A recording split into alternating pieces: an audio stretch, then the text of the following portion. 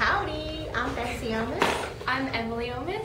I'm Don Powers. And I'm Ty, not in the shot.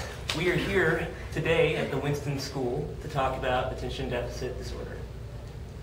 And it's also February 13th. What I have to say about ADHD is that my experience with ADHD is not one of disability, but to me ADHD is a lens with which to view the world, and a lens unique to me.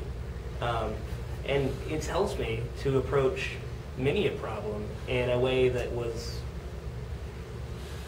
maybe overlooked by other people. And so, Creative strategies. yes, ma'am. Okay. Emily? That my strengths are art and writing. I also make videos. I'm in martial arts.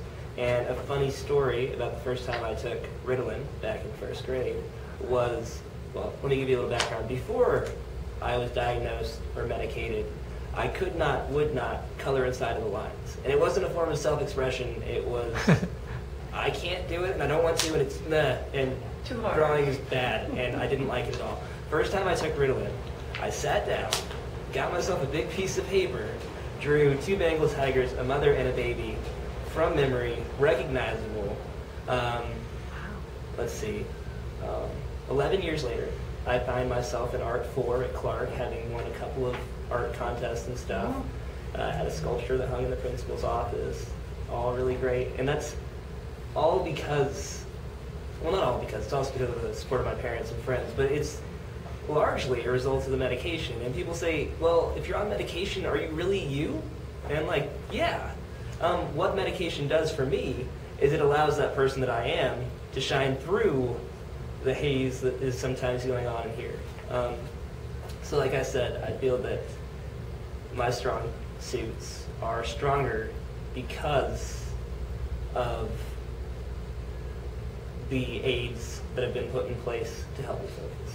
Present positive role models for the children that also have attention deficit, and I think I misquoted this when I was younger, but I used to tell people all the time that Einstein had ADD. I don't know that he did, but believing that when I was in first grade helped me get through it. So find someone that kid can look up to and aspire to be like, I want to be like them, and I know that I can because I'm very much in the same boat that they are.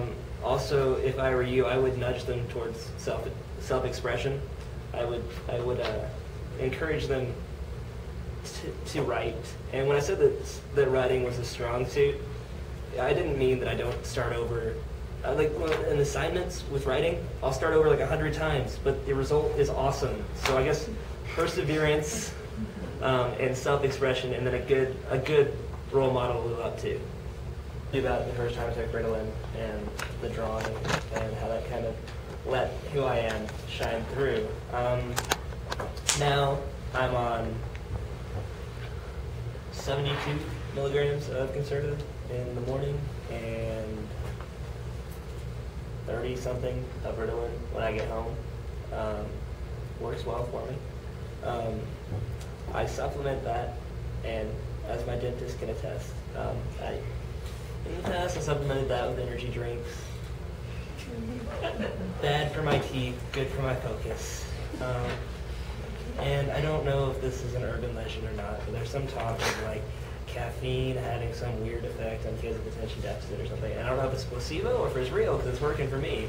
But so I drink a lot of caffeine, and it doesn't keep me up. Like when I can sleep, I'm not saying I sleep when I drink caffeine. I know I said I had a hard time falling asleep, but the thing is, I can sleep right after drinking it, which is like whatever. That's not impressive, but it's just that like medication is great, but also I don't know if it's just having the caffeine, but also having something in my hand to like sip on that helps. So a lot of my best thinking is done with a drink in hand. But that oof, I would not, if I had the chance, give up my attention deficit, because as I see it, my mind unmedicated is like a gas, and it can take on any form, but it's all scattered, and you got to compress it to do anything with it.